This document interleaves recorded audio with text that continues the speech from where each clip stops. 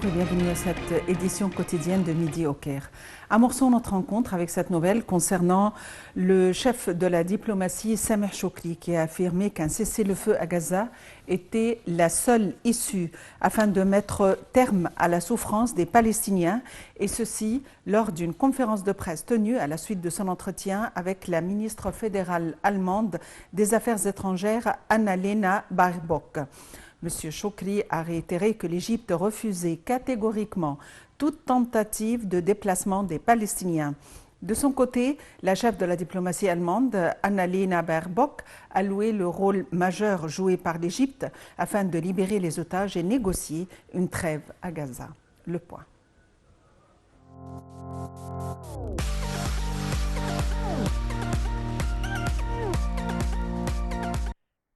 Le ministre des Affaires étrangères, Sameh Choukri, a déclaré que ses entretiens avec son homologue allemande ont porté sur les relations bilatérales, le partenariat stratégique avec l'Allemagne, l'évolution de la situation dans la région, la détérioration de la situation dans la bande de Gaza et les efforts visant à rétablir les perspectives politiques pour parvenir à un accord sur la solution à deux États.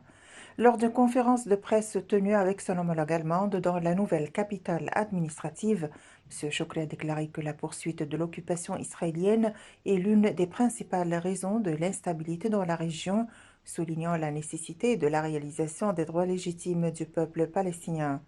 M. Choukri a déclaré que les pourparlers élargis avec son homologue allemande ont également porté sur la question de l'aide humanitaire et son accès à la bande de Gaza, ainsi que la manière de gérer la situation de manière à préserver l'unité de la bande de Gaza et la Cisjordanie et œuvrer à restaurer les perspectives politiques liées à la solution à deux États. Le chef de la diplomatie égyptienne a déclaré qu'un cessez-le-feu dans la bande de Gaza est nécessaire pour mettre fin au cycle de violence, notant que 2,1 millions de Palestiniens souffrent du déplacement de la bande de Gaza vers le sud et des civils sont pris pour cible et sont tués.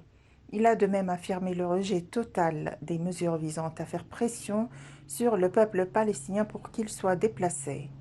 Les pourparlers entre les deux homologues ont de même porté sur l'évolution de la scène régionale actuelle et la sécurité de navigation en mer Rouge. Quant à la ministre allemande des Affaires étrangères, elle a salué l'Égypte pour son rôle central, notamment dans la bande de Gaza, ajoutant qu'un accord a eu lieu avec l'Égypte pour mettre fin aux souffrances humaines à Gaza. Elle a ajouté qu'Israël doit respecter le droit international et les normes humanitaires dans sa guerre et doit faire davantage pour défendre et protéger les civils pendant cette guerre.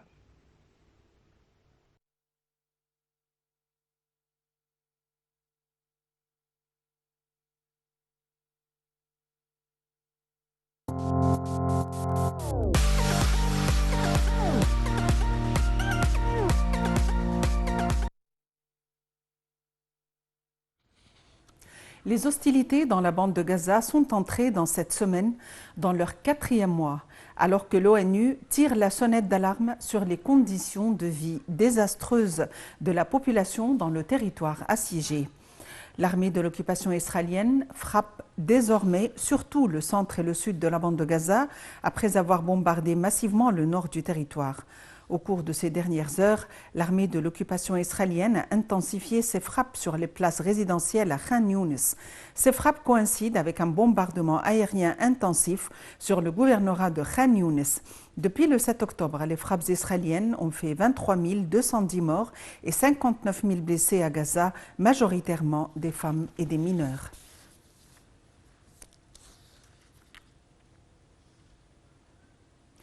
De violents affrontements opposent toujours les factions palestiniennes aux forces israéliennes sur tous les axes de la bande de Gaza.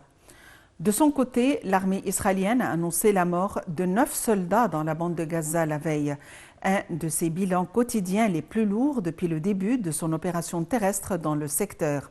L'armée israélienne a ainsi annoncé un total de 187 soldats tués depuis le 27 octobre et un total de 519 soldats morts depuis le début de la guerre le 7 octobre.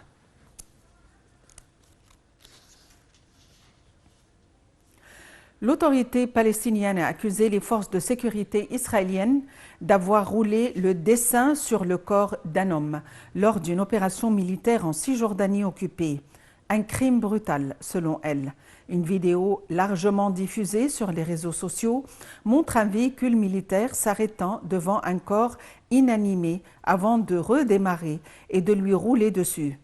Dans un communiqué, le ministère des Affaires étrangères de l'autorité palestinienne a déclaré que ce crime odieux n'est ni le premier ni le dernier d'une série de crimes commis par l'occupant et les membres des milices de colons terroristes.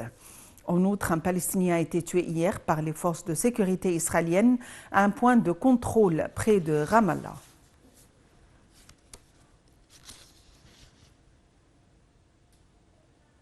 Les organisations internationales alertent sur le désastre sanitaire à Gaza, où 85% de la population a été déplacée et où l'aide humanitaire arrive au compte-gouttes. L'OMS a déclaré hier voir sa capacité de venir en aide aux habitants de Gaza se réduire alors qu'une catastrophe humanitaire est en cours dans ce territoire ravagé par la guerre menée par Israël contre la population palestinienne. L'OMS n'a pu se rendre dans le nord de Gaza ces 2 dernières semaines et a dû y annuler 6 missions prévues.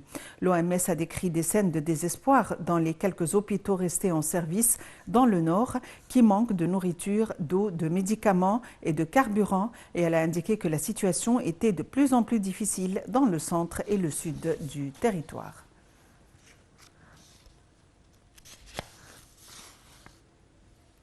Le procureur de la Cour pénale internationale CPI a déclaré hier que les crimes contre les journalistes étaient inclus dans son enquête sur les crimes de guerre à Gaza où plusieurs dizaines de journalistes ont été tués. Le procureur de la CPI a ajouté que les journalistes sont protégés par le droit international humanitaire et le statut de Rome, selon le texte fondateur de la CPI, et ne devraient en aucun cas être pris pour cible dans l'exercice de leur importante mission. Au moins 79 journalistes et professionnels des médias, en grande majorité palestiniens, ont été tués depuis le début de la guerre dans la bande de Gaza, selon le Comité pour la protection des journalistes.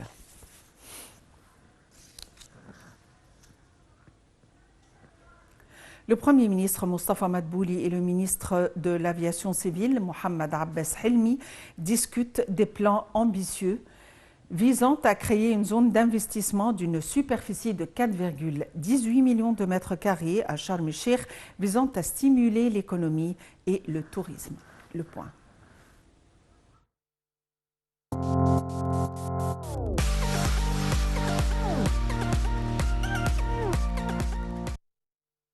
Le Premier ministre Mustafa Madbouli s'est entretenu mardi avec le ministre de l'Aviation civile Mohamed Abbas Helmi concernant l'exploitation de la zone d'investissement de l'aéroport de Sharm el-Sheikh. Lors de cette rencontre, M. Abbas Helmi a précisé que la superficie totale de la zone d'investissement s'élève à 4,18 millions de mètres carrés. Le projet, qui sera développé en 3 phases, comprendra une zone commerciale, une zone de divertissement, un hôtel et un club sportif, ainsi que la création d'une ville de divertissement. Nous sommes en cours de coordination avec les parties concernées pour discuter de nouveaux projets d'investissement et suivre la mise en œuvre des projets existants dans le secteur de l'aviation civile, a déclaré M. Helmi. Ces discussions s'inscrivent dans les plans et stratégies établis pour créer un climat attractif pour de nouveaux investissements dans ce secteur, comme l'indique le communiqué. M. Madbouli a salué les efforts fournis pour dynamiser le secteur de l'aviation civile et exploiter les nombreuses opportunités d'investissement.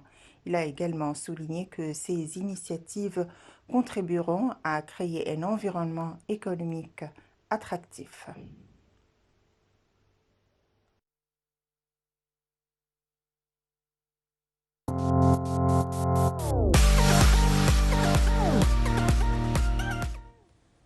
Fin de cette édition quotidienne de Midi au Caire. Merci de l'avoir suivi et à la prochaine.